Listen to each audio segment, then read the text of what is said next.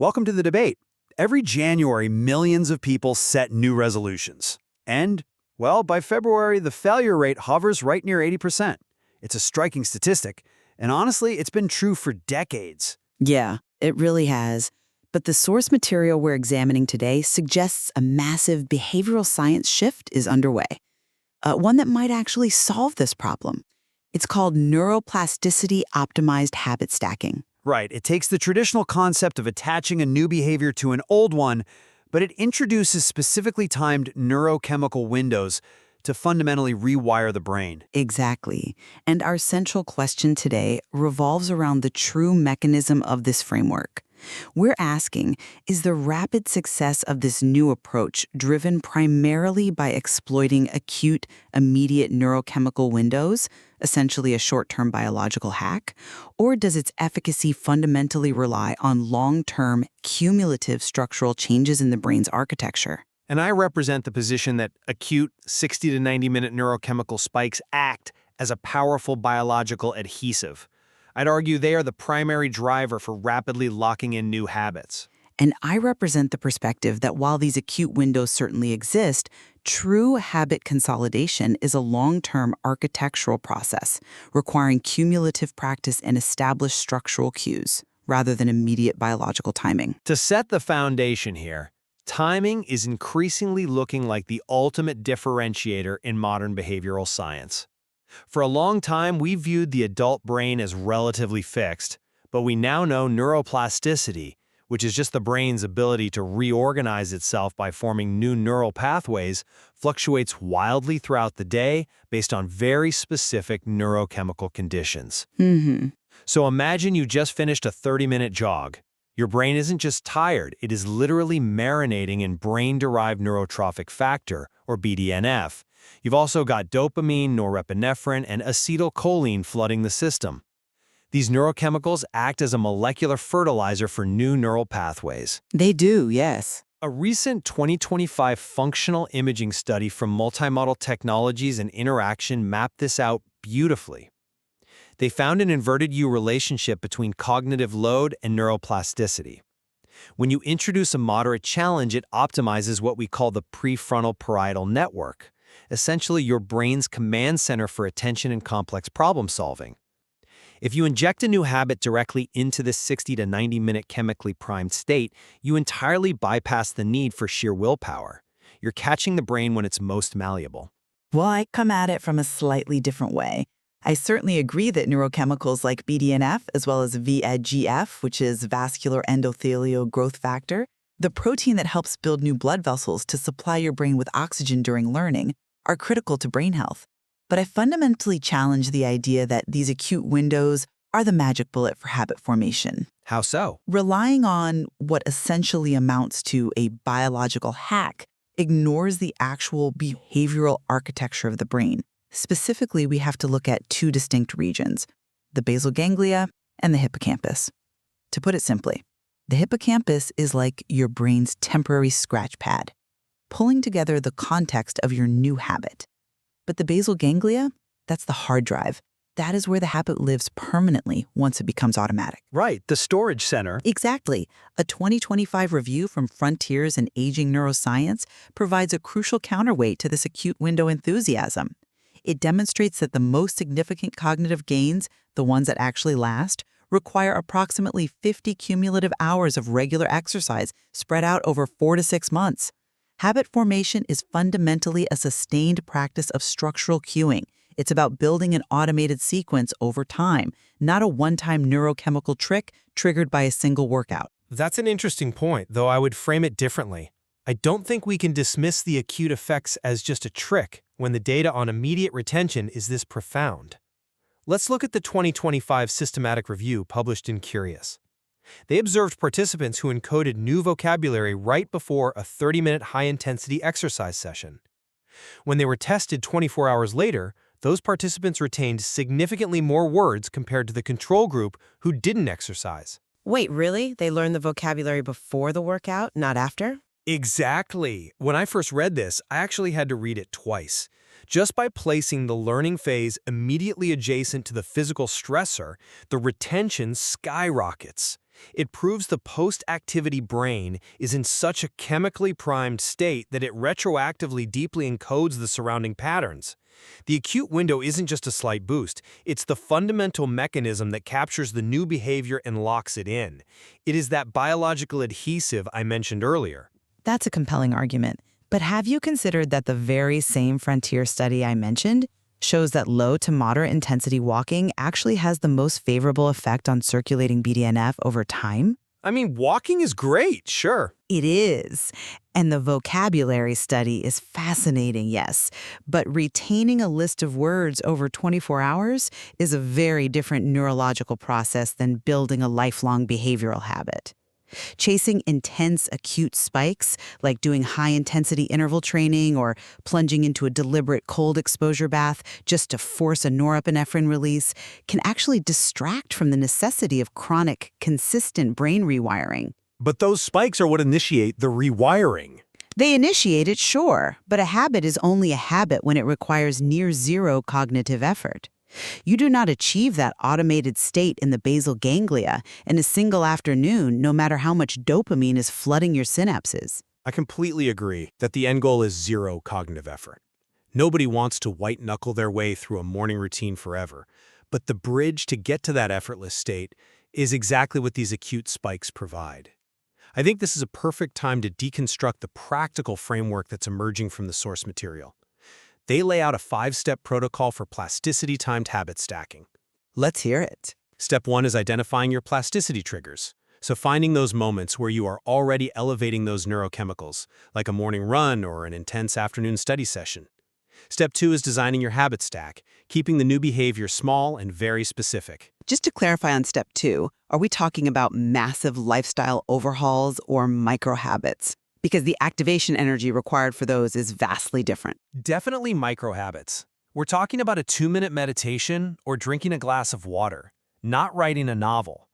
Now, step 3, and this is the revolutionary core of the framework, is executing within the window. You must perform the new habit within 60 to 90 minutes of completing that plasticity-enhancing activity.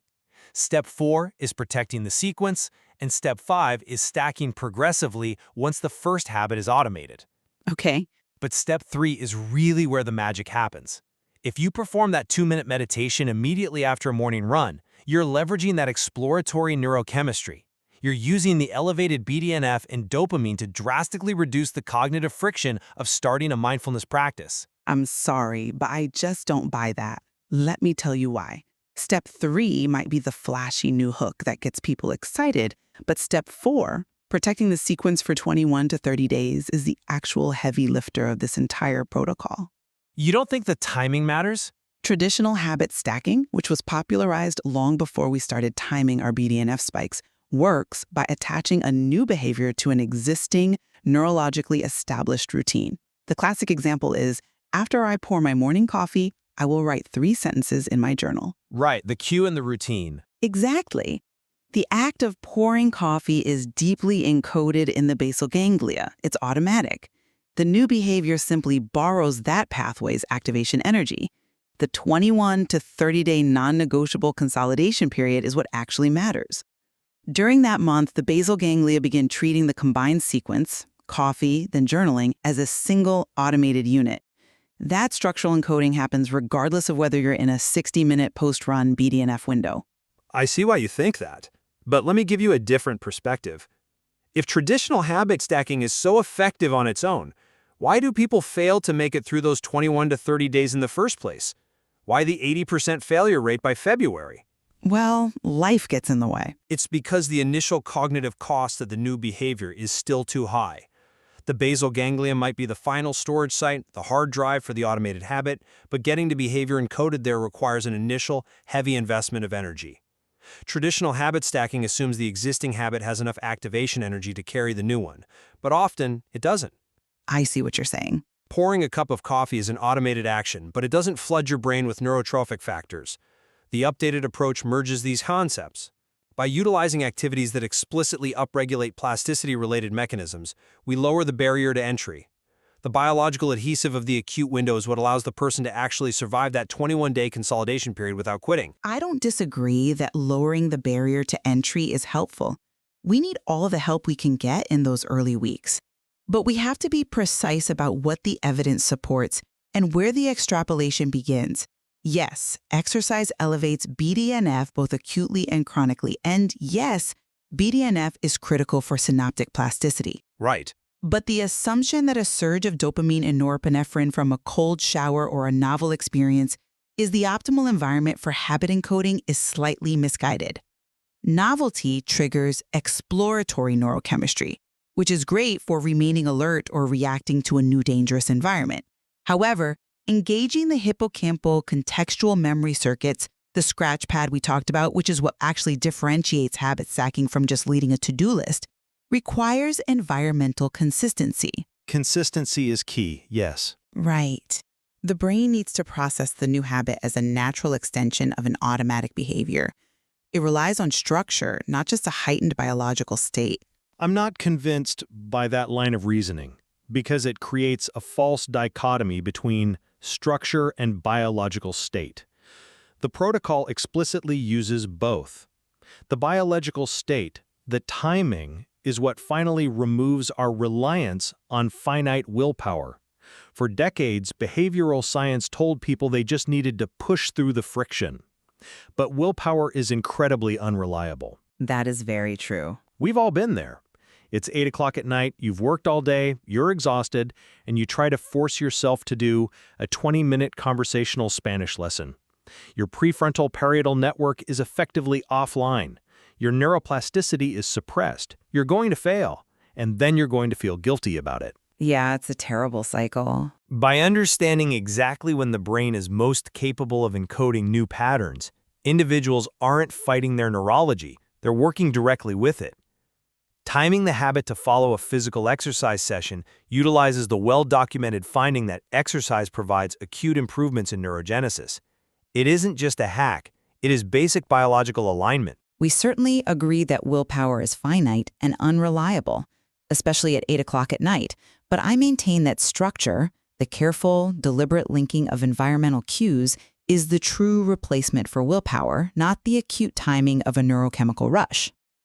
Let's look at the exact mechanisms at play. The hippocampus is building a contextual memory linking event A to event B.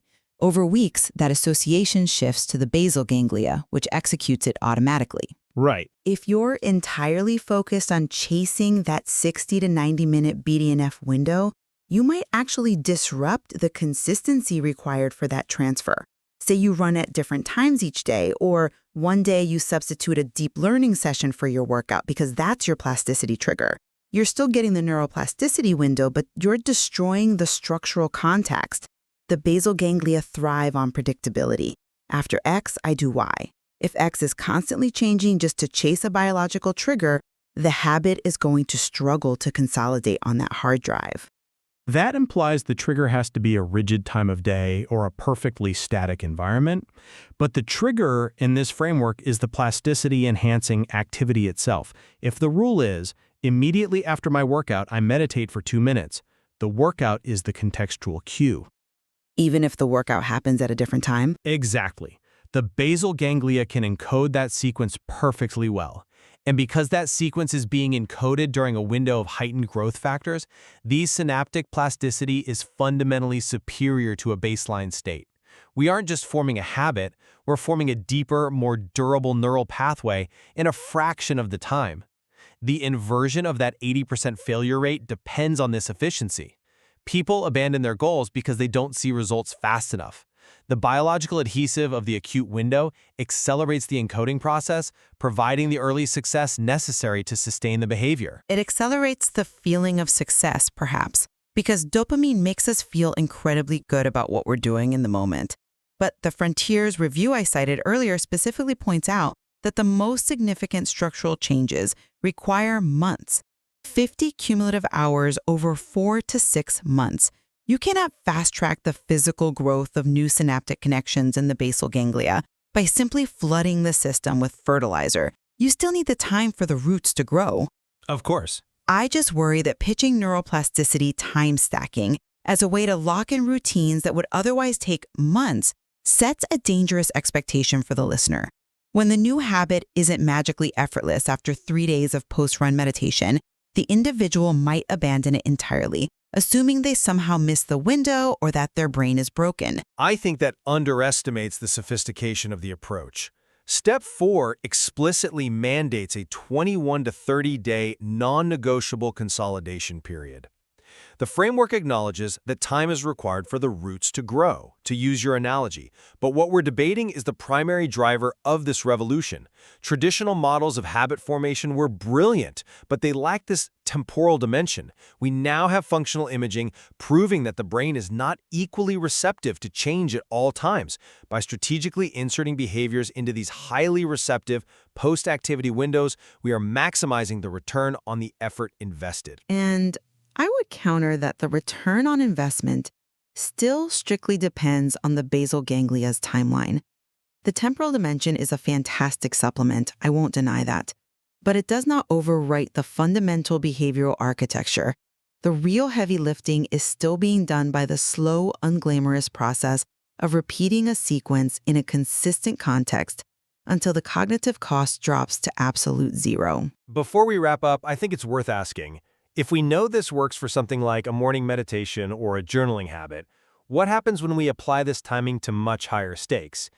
Because I think there are incredibly exciting areas of convergence in the material. Regardless of whether the acute window or the long-term architecture is the true hero, the implications of combining physical activity with cognitive tasks are absolutely profound.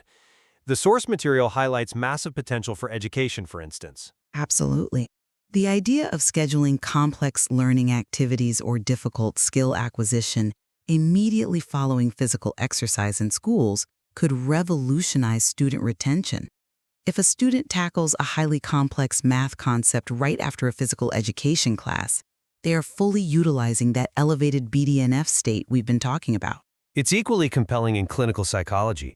Timing therapeutic behavioral interventions to coincide with these elevated plasticity states could help patients encode healthier coping mechanisms much more effectively. And for aging populations, this is critical. We know neuroplasticity naturally declines with age, so using exercise-primed habit formation to maintain cognitive function and independence is a scientifically beautiful application of this research. I agree completely on those applications. For an aging brain, generating BDNF through regular low to moderate aerobic exercise like the walking mentioned in the Frontier study, and then attaching a cognitive maintenance task is a highly protective strategy. It leverages both the acute chemical release and the long-term structural benefits. To summarize my position in light of our discussion today, I believe the evidence strongly suggests that strategically leveraging the brain's 60 to 90-minute plasticity windows offers a powerful, biologically grounded mechanism. By timing new behaviors to follow activities that elevate dopamine, norepinephrine, and BDNF, we use a biological adhesive to encode habits far more efficiently than we could in a standard baseline state. It's about recognizing that the timing of the habit is just as critical as the behavior itself. And my position remains that while understanding neurochemical timing is a brilliant supplementary tool, long-term habit consolidation ultimately depends on sustained cumulative structural changes. The basal ganglia and the hippocampus require consistent contextual cues over extended periods, weeks and months, not minutes and hours. The architecture of a habit is built on reliable repetition. Both perspectives highlight just how far behavioral science has come. Understanding the brain's neurochemical and architectural demands provides a far more sophisticated approach to self-improvement than relying on sheer brute force willpower. We recommend our listeners explore their own existing routines. Look for those moments where you're already engaging in intense learning, physical exercise, or novel experiences, and consider how these neurological forces might already be at play in your life. There's clearly much more to explore in this material as the science continues to evolve. Thank you for joining us on The Debate.